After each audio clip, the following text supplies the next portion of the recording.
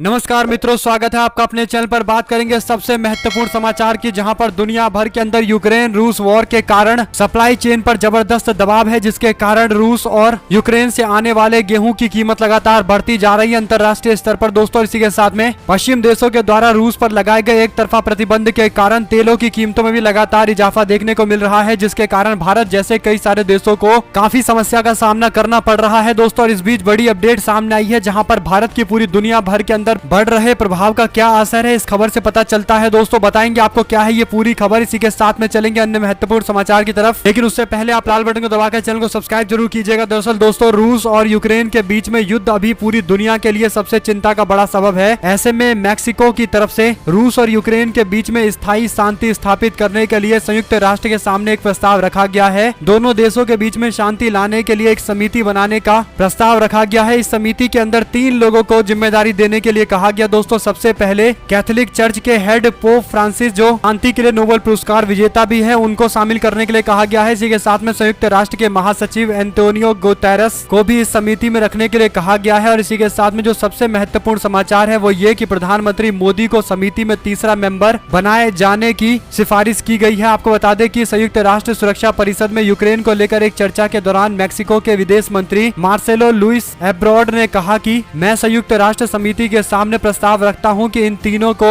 एक कमेटी में लाना चाहिए और इस कमेटी के माध्यम से यूक्रेन और रूस के बीच में आपस में वार्ता शुरू करनी चाहिए, जिसके बाद समझौता हो जाएगा और पूरी दुनिया को चैन की सांस मिलेगी। मोदी के बयानों का जिक्र करते हुए दोस्तों, इससे पहले अमेरिका, फ्रांस, ब्रिटेन ने भी पश्चिमी देशों की तरफ से रूस को फटकार लगाते हुए कहा था कि प्रधानमंत्री मोदी जो कह रहे हैं कि ये युद्ध करने का नहीं है, इस बात को रूस के राष्ट्रपति पुतिन को समझना चाहिए दोस्तों। फ्रांस के राष्ट्रपति इमैनुअल मैक्रोन तो सीधे तौर पर प्रधानमंत्री मोदी का नाम लेते हुए यूनाइटेड नेशन जनरल असेंबली को संबोधित करते हुए उन्हें कोट किया है। आप लोग समझ सकते हैं कि भारत की छवि लगातार बढ़ती जा रही है दोस्तों, और ऐसे में भारत संयुक्त राष्ट्र के अंदर एक महत्वपूर्ण हिस्सेदार के तौर पर उभर कर सामने आ रहा है। बड़ी बात यह है कि अमेरिका ने भी भारत के यूनाइटेड नेशन सिक्योरिटी काउंसिल के परमानेंट मेंबर के उम्मीदवारी को अपना समर्थन दिया है। और इस बीच जो बड़ी खबर सामने आ रही है दोस्तों, ये कि अगले ही दिन भारत के विदेश मंत्री एस जयशंकर ने G4 देशों से मुलाकात की है दोस्तों। ये सारे वो देश हैं जो यूनाइटेड नेशन सिक्योरिटी काउंसिल में परमानेंट मेंबर के तौर पर अपनी उम्मीदवारी को मजबूती से रख रहे हैं। और भारत ने G4 नाम का ये ग्रुप बना रखा है, जिसमें भारत है, ब्राजील है, जर्मनी है और जापान है। ये चारों के चारों यूनाइटेड नेशन सिक्योरिटी काउंसिल के परमानेंट मेंबर बनना चाहते हैं और इसके लिए लगातार प्रयास भी कर रहे हैं दोस्तों। और ऐसे में विदेश मंत्री की भी मुलाकात कहीं ना कहीं एक अच्छे और बड़े संकेत दे रही है कि Bharat United nation security council के मेंबरशिप को लेकर काफी ज्यादा तैयारी कर रहा है। हो सकता है भारत को बड़ी सफलता मिले, हम भी इसी की उम्मीद करते हैं दोस्तों। लेकिन एक बात तय है कि प्रधानमंत्री मोदी और भारत की छवि काफी ज्यादा दुनिया भर के अंदर प्रभावशाली बन चुकी है दोस्तों। और मैक्सिको वो देश है जिसकी सीमाएं अमेरिका से छूती हैं, तो ऐसे में अमेरिका का पड़ोसी भारत को लीड करने के लिए कह रहा है यूनाइटेड नेशन की कमेटी के अंदर, और कह रहा है कि पूरी दुनिया को आजाद कराइए, इस युद्ध से आपस में बातचीत करवाइए। दोस्तों देखते हैं भारत की तरफ से क्या रिस्पॉन्स सामने आता है और यूनाइटेड नेशन के अंदर ये जो प्रस्ताव दिया गया है, क्या इसको स्वीकार किया जाएगा या नहीं किया जाएगा। जो भी अपडेट आती रहेगी आप तक लगातार पहुंचाते रहेंगे। जुड़े रहेंगे दोस्तों का बहुत बहुत धन्यवाद। देख रहे थे आपका अपना चैनल। जय हिंद, जय भारत, वंदे मातरम। बहुत बहुत धन्यवाद।